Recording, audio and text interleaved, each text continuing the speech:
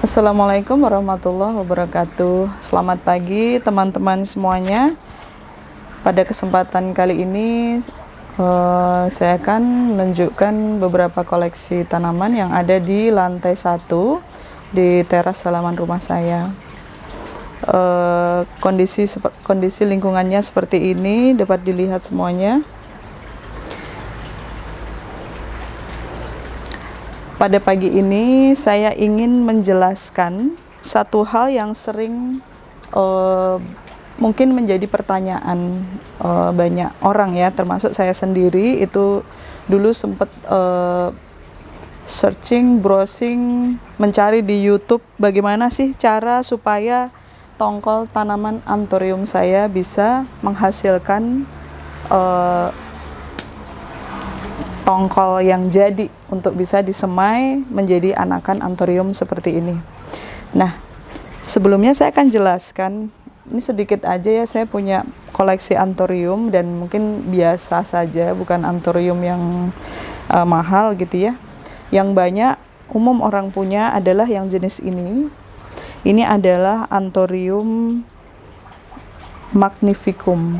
Anthurium magnificum ini jenis anthurium yang bisa menjadi besar sekali. Ini mungkin nanti panjang daunnya bisa sampai 1 meter gitu.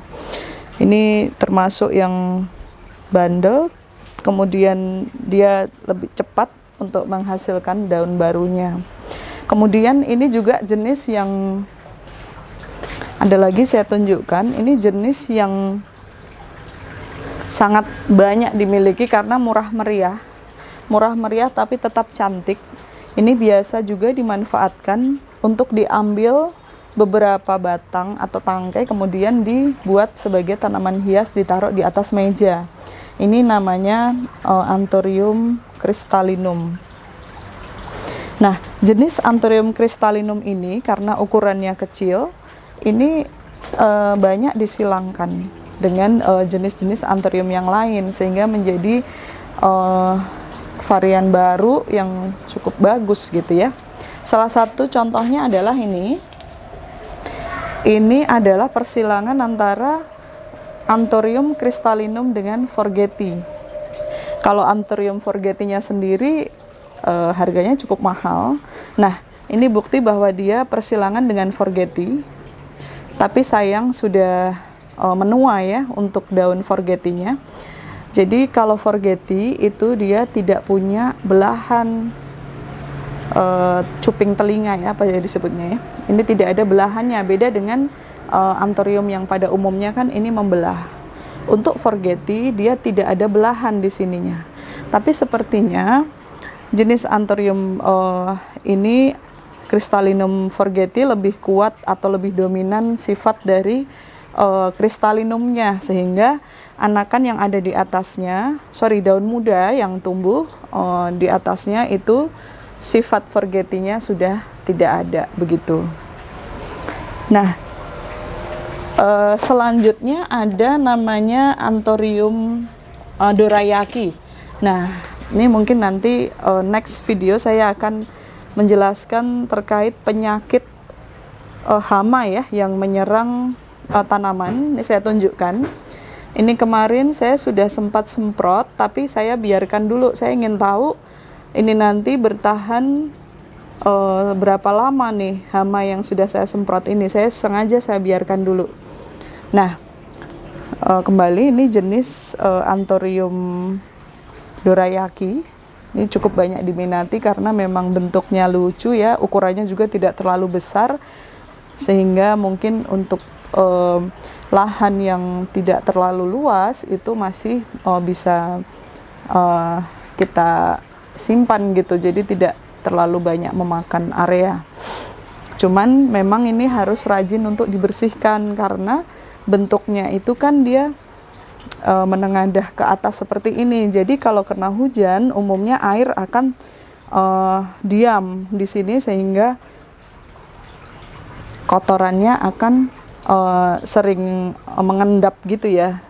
Jadi ini semestinya harus dibersihkan dulu begitu. Ada lagi ini namanya Anthurium mangkok ya. Ini jenis dorayaki juga sebenarnya, tapi ini ukurannya lebih besar. Nah, kemudian masuk ke masalah perbanyakan anthurium. Jadi jenis anthurium ini selain dia bisa diperbanyak dari bonggolnya, di bawah itu kan bisa kita cacah untuk perbanyakan. Nah, yang banyak dilakukan tuh dari biji. Nah, pada saat keluar nih seperti ini. Kalau kita biarkan tanpa dilakukan penutupan disungkup ya dengan plastik, maka ini biasanya akan kering dan akhirnya akan mati. Contohnya mana ya? Ini lagi tidak ada ya contoh yang mengering. Nanti kita akan coba perlakukan dia, kita sungkup dan nantinya kita akan lihat hasilnya. Nah, ini adalah jenis Anthurium clarinervium atau sering disebut Anthurium tarantula. Entah gimana, saya memang paling suka dengan jenis anthurium ini karena motif atau seratnya sangat cantik, kemudian dia berukuran daun itu cukup tebal. Jadi mungkin kalau kita bayangin dia seperti ukuran cover buku begitu, cukup tebal sehingga dia tahan, tidak mudah rusak begitu ya. Nah, satu lagi Anthurium clarinervium saya ada yang sudah keluar bonggolnya. Jadi coba nih, ini adalah contoh bonggol yang sudah jadi. Kita tinggal tunggu matang, itu biasanya nanti warnanya akan menjadi merah. Kemudian setelah merah itu bisa kita panen dan bisa kita semai sehingga tumbuh jadi anakan. Nah, di sini ada 1, 2, 3, 4, 5, ada 6 bonggol. Ini adalah calon bonggol yang baru. Tongkol ya, maaf, ada 6 tongkol dan ada 1 tongkol yang baru muncul. Nah, ini nanti kalau sudah kita semai, nanti kita akan buat juga next video ketika kita sudah panen tongkolnya, biji tongkolnya, kemudian akan kita semai. Nih, ini contoh anakan dari clarinervium yang ini dulu. Nah, ini sudah 1, 2, 3, 4, 5, 6, ada 8 daun dengan berukuran mungkin berapa senti ya, 5 senti gitu. Ini juga cantik sekali. Untuk seukuran ini perlu waktu mungkin kira-kira 4 bulan, 4-5 bulan. Nah,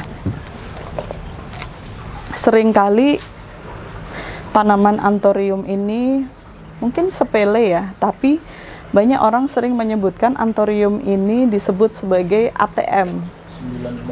Kenapa ATM? Karena tongkol satu tanaman ini ada 7 tongkol. Satu tongkol itu paling tidak berisi berapa ya? 1, 2, 3, 4, 5, mungkin 30 biji.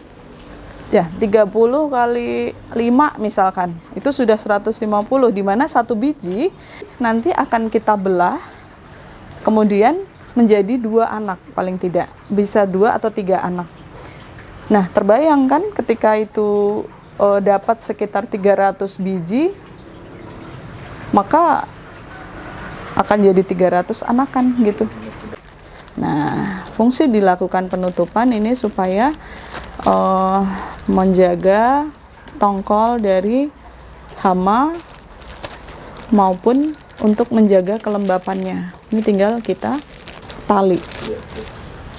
Ya, sekian teman-teman video kali ini, semoga bermanfaat.